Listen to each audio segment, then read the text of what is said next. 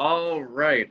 So let's get started and jump in here. What I wanted to talk about today, as you guys know, I've been going through my 10 tips for life efficiency and using you guys as a testing board. So I wanted to go through um, one that's been on my mind a lot lately, especially because of COVID, and that is focusing on the television aspect and all the television that everyone's been doing.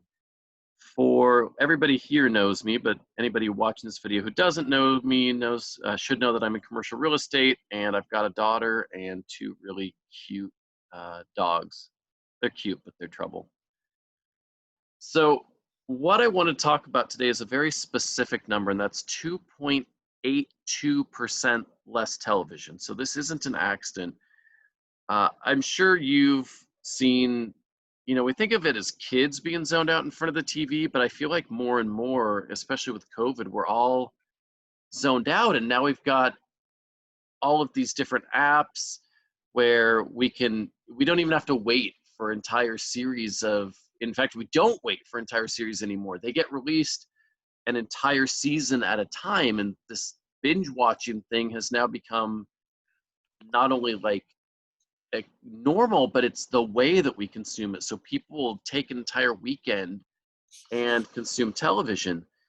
And don't get me wrong, I'm not anti-television. I'm just, like in all things, I'm very proactive on being purposeful about what you watch, what you put in, both the time issue of it, and then uh, something that my buddy Valley talks about, which is just the kind of input that you're putting into your life and that you're feeding into your soul and the energy of it. So I wanted to take you through some really fast math because every time I do this shocks me. So according to Nielsen, the TV ratings people, the average American is watching 35 and a half hours a week. And I would bet you money that with COVID going on right now, that's actually higher. But, let's go back to normal, quote unquote, normal numbers.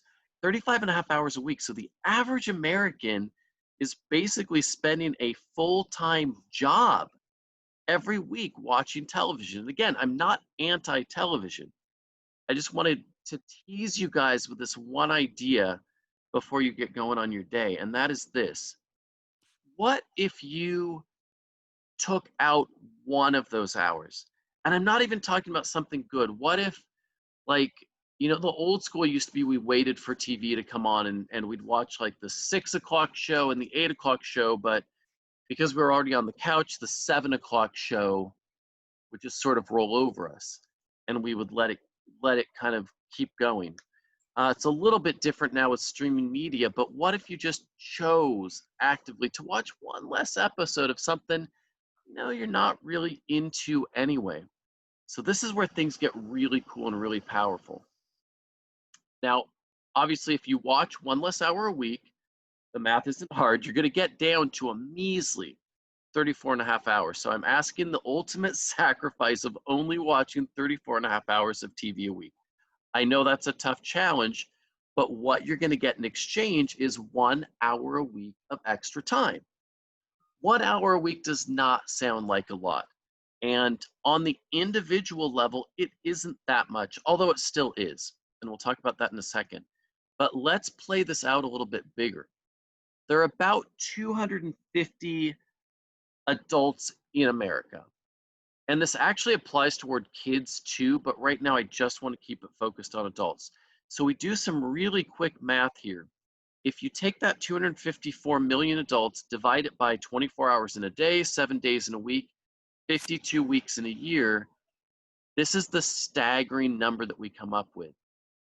Every single week, we would create almost 30,000 years of productivity. Like every week, that is just dumbfounded to me. Every time I do this math, I recheck it because it's just crazy. And that's just here in the US. And that's only sacrificing 1 hour of TV that you didn't want to watch anyway. So start to think of the power of that, the power as a whole that could have on our communities. What are some of the possibilities if we as a nation were generating 29,000 extra years of productivity a week? Like, what if you just went out and spent 1 hour picking up litter in your neighborhood? Would, would we even be able to find litter with 29,000 years of manpower every week picking up litter? There would be literally zero litter. What if you took an hour a week to tutor your neighbor's kid? What if you took an hour a week to work on your garage invention that you've always been meaning to get to and you don't really ever get to it? What if you spent an hour a week working, visiting an elderly neighbor, visiting the old lady across the street who can't get out, getting her groceries, just checking up on her, making sure she's well? What cure for cancer is out there? What the question becomes, what couldn't be done with that kind of power? And in your own life, if you just were using sort of a drip system where 1 hour a week you were working on something that you're motivated in, 1 hour a week of reading a book, or even better, writing that book that you've already had in you. After a year, maybe 2 years, you'd have that book finished. So there's just so much possibility in not even eliminating TV, not going crazy, but just reducing it and taking away something you're not enjoying anyway. So that's sort of my thought for the day. A lot of us that are in the space and listen to motivational talks and read motivational books are probably already doing this. So then the question becomes, who can you inspire? Who could you go out and share these numbers with and say, hey, did you know that if we did this, this is what you could do? Are you enjoying what you're watching? Why not go outside and take a walk? How many calories would you burn in a year? So that's the idea for the day. Here's my contact information if you ever need to get a hold of me. And of course, I never finish a talk without showing off a very cute picture of my daughter.